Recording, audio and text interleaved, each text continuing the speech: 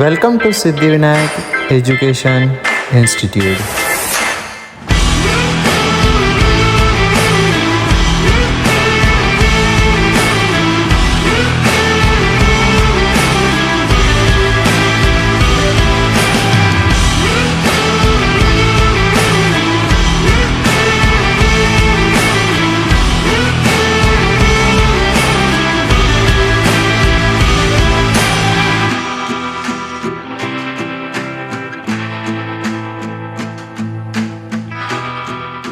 Myself Mairitura Shankar from Siddhivinayak Education Institute Gondia. I study in 12th standard. आज मैं आपको बताना चाहूँगी थर्मोडायनामिक्स की प्रोसेस. ठीक है, तो state of a system, state का मतलब होता है कंडीशन ऑफ अ सिस्टम.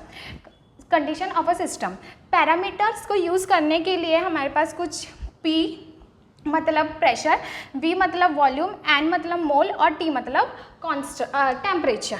ठीक है, आइडियल गैस इक्वेशन मतलब PV is equals to nRT. ठीक है, PV is equals to nRT. Pressure, volume और N और टेम्परेचर से हम बता सकते हैं कि स्टेट किस सिस्टम पे है. PV, P1, V1 और T1 और P2, V2, T2 ये है एक process bringing change in the state of a system. ठीक है, अब आते हैं हम बात पे. थर्मोडायनामिक प्रोसेस में चार ऐसी मेन प्रोसेस है जो है फर्स्ट थर्मोडायनामिक्स, आइसोबैरिक, आइसोक्लोरिक और एडियाबैक्टिक. ठीक है, आइसोथर्मल प्रोसेस क्या होता है? It is a process in which temperature remain constant. ठीक है, इस पे आइसोथर्मल में टेम्परेचर कांस्टेंट होता है. ठीक है, जैसे कि आप ग्राफ में देख सकते हैं टेम्परेचर वाई एक्सिस पे है, T और T इस पे कोई भी चेंज नहीं आ रहा है, तो ये हुआ आइसोथर्मल प्रोसेस. अब सेकेंड आइसोबैरिक में प्रेशर में चेंज आता है, तो उसकी डेफिनेशन होगी it is a process in which pressure remain change constant.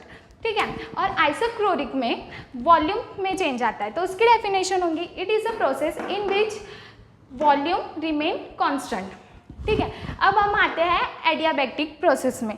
Pause कर. अब जैसे कि अपन को पहचानना है कि आइसोथर्मल में T कांस्टेंट, जैसे आइसोथर्मल जहाँ थर्मल आया मतलब वहाँ पर टेम्परेचर कांस्टेंट. और आइसोबैरिक मतलब होता है यूनिट ऑफ प्रेशर, तो उस पर प्रेशर कांस्टेंट होगा. ठीक है, अब आते हैं हम एडियाबैक्टिक प्रोसेस में.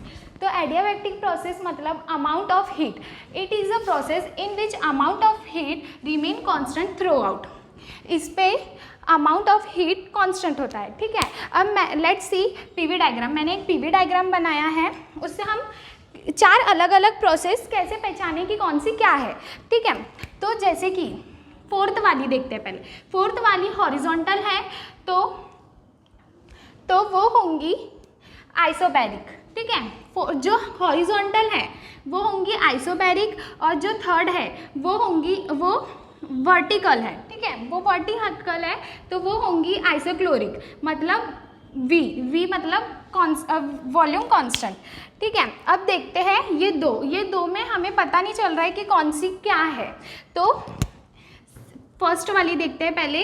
इस पे फर्स्ट वाली में ऐसा लग रहा है हमें ज़्यादा कर्व है, पर पॉज कर.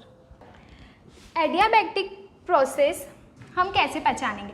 एडियाबैक्टिक प्रोसेस में होता है PV gamma is equals to constant. ठीक है,